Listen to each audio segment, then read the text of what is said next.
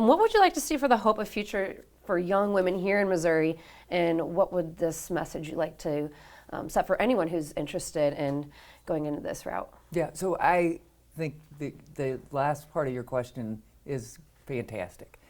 What do I hope to inspire? I hope to inspire young people, men and women, to give it a try. Like, public service I think it's a calling, and the best way to find out if it's for you is get involved locally, get involved with a candidate or an issue you care about, start as a volunteer, but really give it a try. Now, it is a sacrifice, right? You can make a lot more money doing other things, but going into public service, you might find that, hey, like I can have an impact, and I do think that Gen Z and beyond really have a sense of purpose and mission, and I think public service is a great way to fulfill that.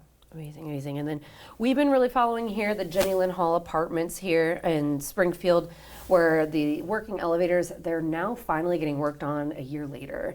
And this is typically an apartment complex for elderly and people with disabilities. They just 2 weeks ago, we ran a story on it where those elevators are finally getting worked on. This is something that you're more passionate about. I am super passionate about consumer protection. I want to thank you for exposing the story, because that's so critically important. It sounds like you're actually getting some action. It's kind of interesting. No one has reported that complaint to our office yet, but if someone wants to call our office, and maybe the best way is just to go online and look at our website, I can provide you all those details. You know, I'm day 7 on the job, so I don't have the phone number and website memorized yet. But if anyone wants to make a complaint with our office, we will definitely follow up on it. So, but until we get an official complaint, we can't really do anything. Okay, then what about this issue is something that you really wanted to tackle on? Well, so one of the core functions of the Attorney General's office has always been consumer protection.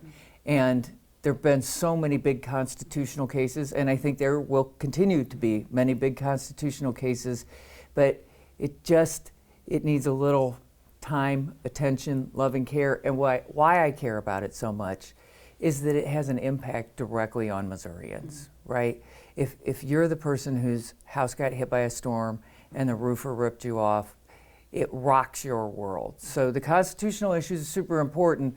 These cases have more of an individual impact. If it's your mom who got taken advantage of by some telemarketing scam, like, that's the biggest thing going on for you. Right. And going off of that too, you talked about one of your most recent legislation that you are working on is the new age verification for pornographic content going soon into effect here in Missouri.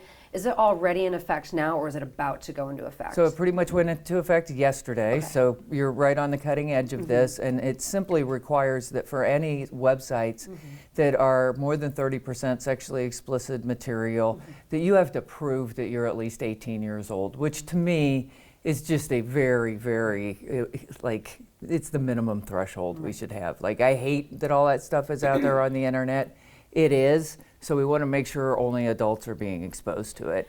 And now people don't have to give an ID, they just have to verify that they were born at that certain age. Right, Okay. And if they, put in the wrong date, they're guessing, they're trying to do the math on what it would take to be 18, they get it wrong and they try right again to put it in, it will catch things like that, like obvious sort of fraud.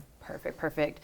A big issue that we are seeing here that I've seen on both sides of the aisle getting frustrated, and this even goes back to when I was in preschool, many Missourians have voiced their frustrations about Missouri legislators constantly overturning their votes, paid sick leave, abortion rights, voting no on right to work, puppy mills, Medicaid expansion, and even carry conceal. That dates back to 1999. How do you believe this is fair, and what precedent does this set for our state, and also staying in touch with the 15th Amendment of the Constitution? Yeah, so we have a republic. We don't have a direct democracy. And in a republic, you elect your representatives to really go in, and it's their job to sort of analyze. They should reflect the views of their constituents, but sometimes when things get put on the ballot, it isn't really the opinion of Missourians with all the information they need. It's a formed opinion that's been informed by millions of dollars of money coming in from special interests and really sort of selling a bill of goods to Missourians. So the legislators have a little more time to sort of ferret out what the truth is about some of these things. So are you implying that voters don't know what they're voting for? But there's also another issue where Missouri legislators are now making it legal that ballot candy can be on the ballots.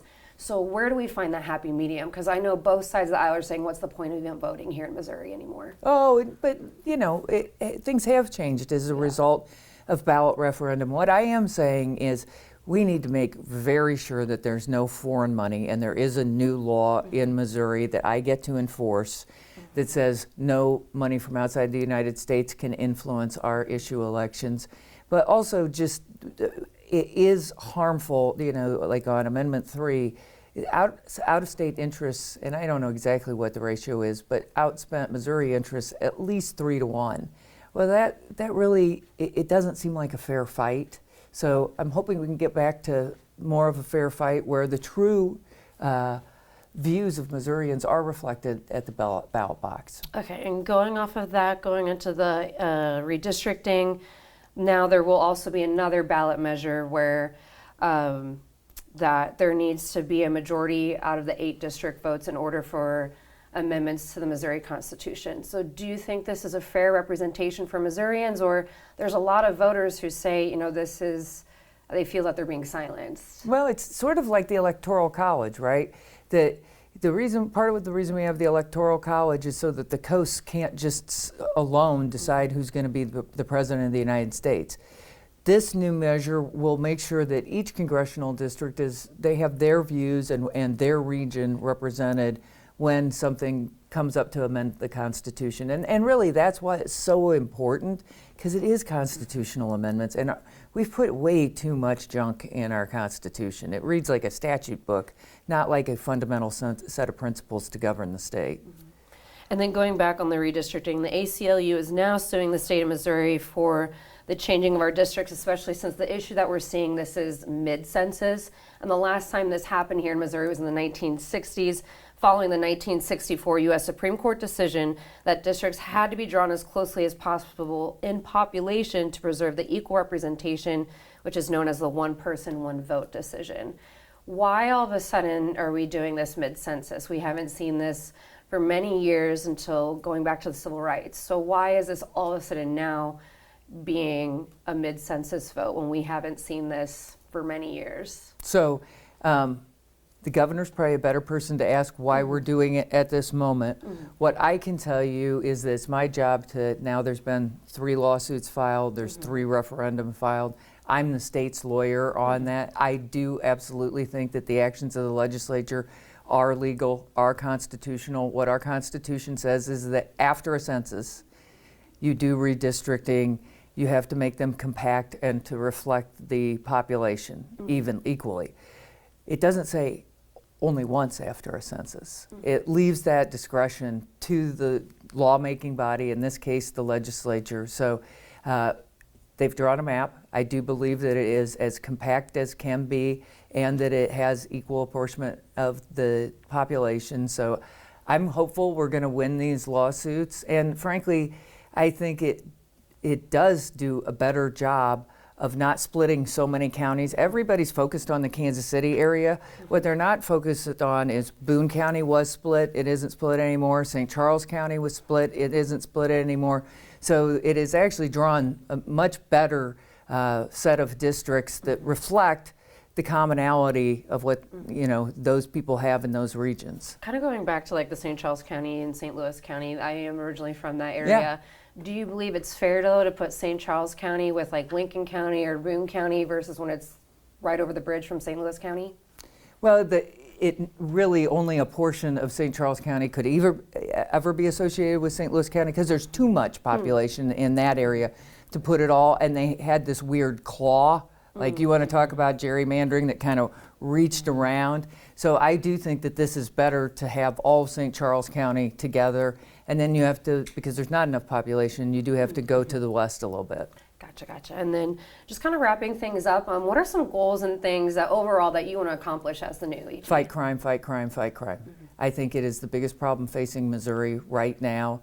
It isn't just an urban problem, it's all over the state. Obviously, it's on the rise here in Springfield. I think you have great leadership here in Springfield. They're super focused on it, but they need the help of the state resources to fight crime and to fight homelessness. And kind of going off of that, one quick question. We've seen a lot of motorcycle incidences where a lot of motorcycle deaths involving the interweaving of the vehicles. I believe there's even new legislation being put in place in order to fix that. What would you say that you would like to help fix that and keep Missourians safe? So we just need more patrols, right? We need to shut these guys down and prevent them from causing accidents. And you know, the poor motorists who have nothing to do with it, and then these guys are weaving in and out and something tragic happens. That motorist lives with that for the rest of their lives, and they had nothing to do with it. So we really do want to help prevent that. We've seen a lot of that in other parts of the state. Mm-hmm.